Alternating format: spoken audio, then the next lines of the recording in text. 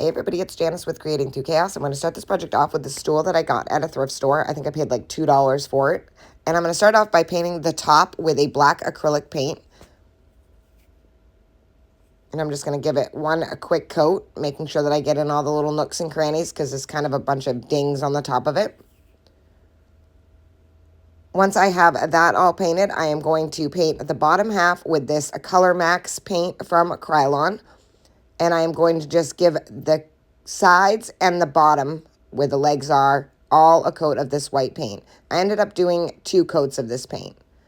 So I'm just going to get around those edges. I'm trying not to get it on the black, but it's okay if I do. Just making sure that I get all of those edges and then paint the whole bottom with this color. And I let it dry in between each coat.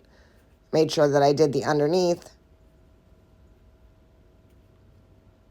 So once I have that all painted with that red color and it's all dry, I am going to take this fabric that I got at Dollar Tree. It's a Farmhouse fabric, and I cut it to a square to fit the top. And I'm just going to do a really thick coat of Mod Podge on the top of the black. Making sure that I get around those edges well. I want to make sure that this fabric is really stuck on here.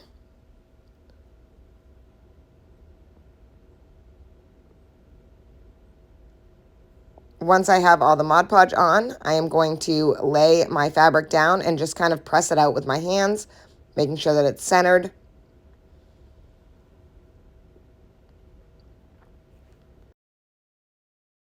Once it's all on there, I'm going to put another coat of Mod Podge over the top of it, making sure I get those edges really, really well. I want the edge fabric to be really stiff, so once this Mod Podge dries, that is what will happen. And as you can see, I'm kind of pushing up the fabric along the edges so that it's not sticking down.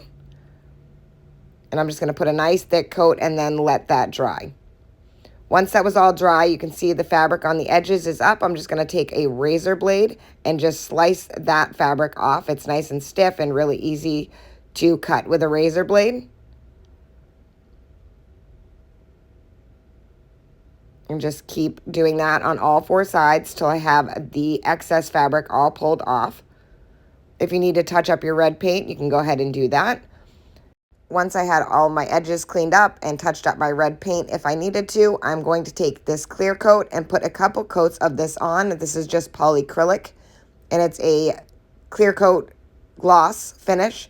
And I did 2 coats of this on the top, letting it dry in between coats. And just make sure that the coats are nice and thick, making sure that that fabric is fully adhered.